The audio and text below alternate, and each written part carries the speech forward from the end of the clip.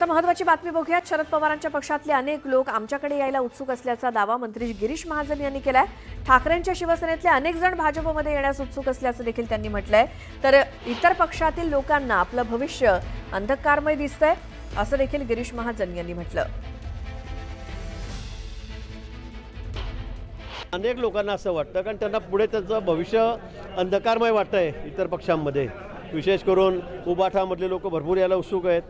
शरद पवार साहेबांकडचे अनेक लोक आमच्याकडे यायला उत्सुक आहेत कारण त्यांना पुढे भविष्य त्यांचं दिसत नाही आहे। आज मोदीजींच्या नेतृत्वाखाली देश ज्या गतीने पुढे जातो आहे, ज्याची घोडदौड विकासाची चाललेली आहे, देवेंद्रजी या ठिकाणी राज्यामध्ये मुख्यमंत्री आहेत, जी कामाची पद्धत त्यांची, कामाचा आवाका याकडे बघून सगळ्यांना असं वाटतं की आता आपलं पुढे भविष्य अंधकारमय आहे आणि म्हणून त्यांना भारतीय जनता पक्षामध्ये यावं असं वाटतंय। शरद पवारांनी असं म्हटलंय पण कार्यकर्त्यांना की मी भाजप सोडून कोणत्या पण पक्षासोबत स्थानिक स्वराज्य संस्थांमध्ये युती करायला तयार आहे। स्वागत आहे त्यांचं, आम्ही कुठे आमंत्रण देतोय त्यांना, त्यांनी जिथे तिथे रावण लढावं। पुन्हा पाहूया सकाळच्या 100 बातम्या।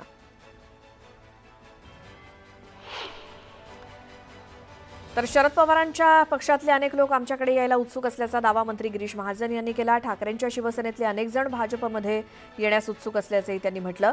इतर पक्षातील लोकांना आपलं भविष्य अंधकारमय दिसतंय असं गिरीश महाजन म्हणाले।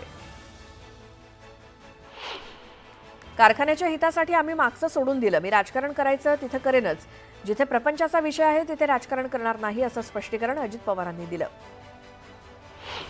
माळेगाव सहकारी साखर कारखान्याच्या निवडणुकीत सहकार बचाव शेतकरी पॅनलच्या वतीनं खासदार सुप्रिया सुळे यांच्या हस्ते नारळ फोडून प्रचाराचा शुभारंभ करण्यात आला।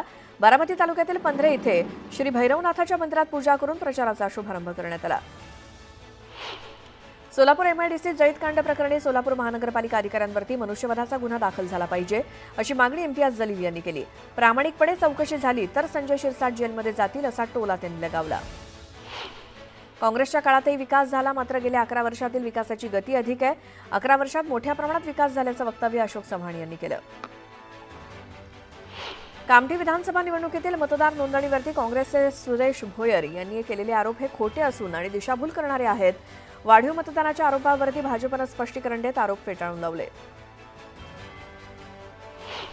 पुण्यामध्ये आदित्य ठाकरेंच्या वाढदिवसानिमित्तानं कबड्डी स्पर्धेचं आयोजन करण्यात आलं। यावेळी बॅनरवरती आदित्य ठाकरे आणि अजित पवारांचे एकत्र फोटो बघायला मिळाले। जालन्यात पंकजा मुंडेंच्या उपस्थितीत जिल्हा नियोजन समितीच्या बैठकीचं आयोजन करण्यात आलं होतं। यावेळी अतिवृष्टी घोटाळा प्रकरणी तत्काळ कारवाई करण्याचे निर्देश पंकजा मुंडेंनी अधिकाऱ्यांना दिले। बीडच्या श्री क्षेत्र चाकरवाडी येथे आमदार धनंजय मुंडे यांनी राष्ट्रीय कथाकार पंडित प्रदीपजी मिश्रा यांच्या शिवमहापुराण कथेला उपस्थिती लावली। संत ज्ञानेश्वर माऊलींच्या पुण्यतिथी उत्सवाच्या सांगताप्रसंगी शिवमहापुराण कथेचं आयोजन करण्यात आलं होतं। यवतमाळमध्ये पालकमंत्री संजय राठोड यांनी नाट्यगृहाची पाहणी केली। लवकरात लवकर नाट्यगृह यवतमाळकरांच्या सेवेत दाखल करण्याच्या सूचना देण्यात आल्या। बच्चू कडूंना उपचारासाठी रुग्णालयात दाखल केलंय। बच्चू कडू यांच्यासह 23 उपोषणकर्त्यांना रुग्णालयात दाखल केलं असून 10 कार्यकर्त्यांची प्रकृती खालावली आहे। तर बच्चू कडू यांच्यावरती अतिदक्षता विभागात उपचार सुरू आहेत। निदर्शनं करून मूळ मुद्दा बाजूला ठेवू नका, बच्चू कडूंनी ज्या मागण्यांसाठी उपोषण केलं त्याला पाठिंबा द्या, गोंधळ घालून राज्याचं लक्ष विचलित करू नका असा सल्ला अमोल मिटकरींनी प्रहारच्या कार्यकर्त्यांना दिला। आषाढी वारीमध्ये सहभागी होणाऱ्या वारकऱ्यांसाठी राज्य सरकारनं मोठा निर्णय घेतलाय। आषाढी वारी निमित्तानं मानाच्या 10 पालख्यांसोबत येणाऱ्या 1109 दिंड्यांना प्रतिदिंडी 20,000 रुपये अनुदान देण्यास प्रशासकीय मंजुरी देण्यात आली आहे। याबाबत शासन निर्णयही राज्य सरकारनं जारी केलाय। वैष्णवी हगवणे प्रकरणातील आरोपी निलेश चव्हाण आणि वैष्णवीचा पती शशांक हगवणे या दोघांना पुन्हा 2 दिवसांची पोलीस कोठडी सुनावण्यात आली आहे। निलेश चव्हाणवर कसपटे कुटुंबाला धमकावल्याचा तर शशांकवरती बनावट कागदपत्रांद्वारे शस्त्र परवाना मिळवल्याचा आरोप आहे। पुण्याच्या कोंढव्यातून 4 संशयित बांगलादेशींना अटक करण्यात आली आहे। कोंढव्यातील मजूर वसाहतीतनं बांगलादेशींना ताब्यात घेण्यात आलं। लष्करी गुप्तचर विभाग आणि कोंढवा पोलिसांनी ही संयुक्त कारवाई केली।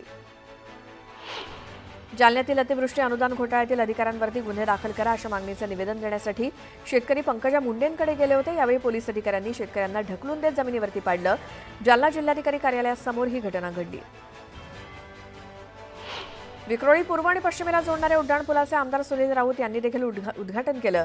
भाजप आणि शिवसेनेनं उद्घाटन केल्यानंतर आता उबाठा पक्षानं सुद्धा उद्घाटन केलं। ठाण्यातील कावेसर तलाव वाचवण्यासाठी हिरानंदानी इस्टेटमध्ये लाँग मार्च काढण्यात आला.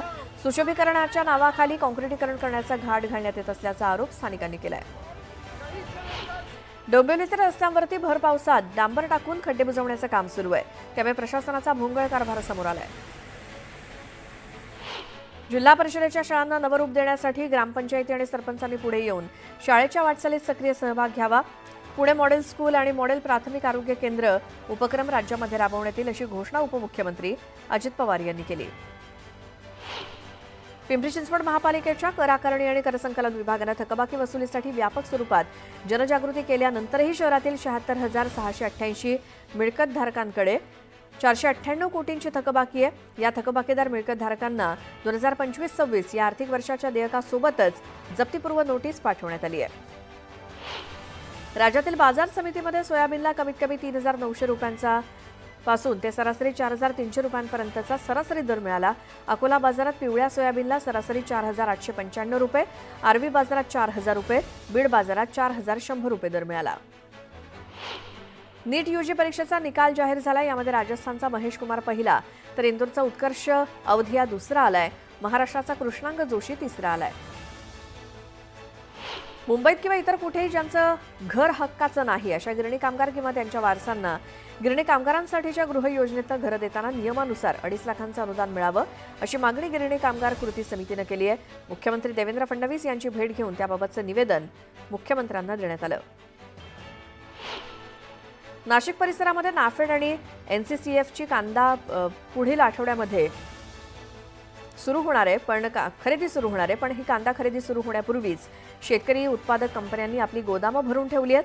त्यामुळे शेतकरी उत्पादक कंपन्या आता फक्त कागदोपत्री कांदा खरेदी दाखवून नाफेड आणि एनसीसीएफची फसवणूक करण्यास सज्ज झाल्यात अशी तक्रार कांदा उत्पादक अतिश बोराडे यांनी मुख्यमंत्री देवेंद्र फडणवीस यांच्याकडे निवेदनाद्वारे केली आहे. मसाजोगचे सरपंच संतोष देशमुख यांची कन्या वैभवीनं नीटची परीक्षा उत्तीर्ण केली. खासदार सुप्रिया सुळेंनी बारामती इथल्या सभेतनं वैभवीला फोन करून तिचं अभिनंदन केलं. सरपंच संतोष देशमुख हत्या प्रकरणातील फरार आरोपींना तात्काळ अटक करा या मागणीसाठी मसाजोगच्या गावकऱ्यांनी रास्ता रोको आंदोलनाचं निवेदन प्रशासनाला दिलंय.